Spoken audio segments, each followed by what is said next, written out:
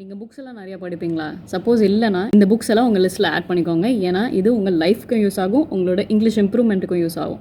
First book the secret by Rhonda Byrne. So இந்த book வந்துட்டு law of attraction பற்றி, உங்கள் லைஃப்பில் உங்களுக்கு என்ன வேணுமோ அதை நீங்கள் யோசிக்க தான் வந்துட்டு அது உங்களுக்கு நடக்கும். ஸோ அந்த லா ஆஃப் அட்ராக்ஷன் பற்றி இந்த book full book it will work like magic. Second book 7 Habits of Highly Effective People by Stephen Covey. இந்த புக்குமே வந்து இட்ஸ் அன் அமேசிங் புக். உங்களோட லைஃபுக்கு உங்களோட க்ரோத்துக்கு யூஸ் ஆகிற ஒரு book.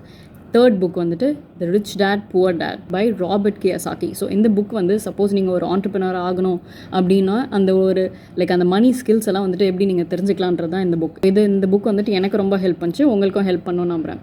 Next book Harry Potter. It's one of my favourite books. இதோட imaginative பவரை இன்னும் பூஸ்ட் பண்ணும் அந்த புக். இதெல்லாம் ரொம்ப சிம்பிளான இங்கிலீஷில் இருக்கும், அதனால தான் இதெல்லாம் ரெஃபர் பண்ணுறேன். ஏன்னா நீங்கள் இங்கிலீஷ் வந்துட்டு ரொம்ப காம்ப்ளிகேட்டட்லாம் பண்ண தேவை, சிம்பிள் லாங்குவேஜில் இருந்தால் தான் அண்டர்ஸ்டாண்ட் பண்ணிக்கிற மாதிரி இருக்கும். ஸோ அந்த மாதிரி புக்ஸ் தான் இதெல்லாம். படிச்சுட்டு எப்படி இருக்குன்னு எனக்கு சொல்லுங்கள். சப்ஸ்கிரைப் பண்ணுங்கள்.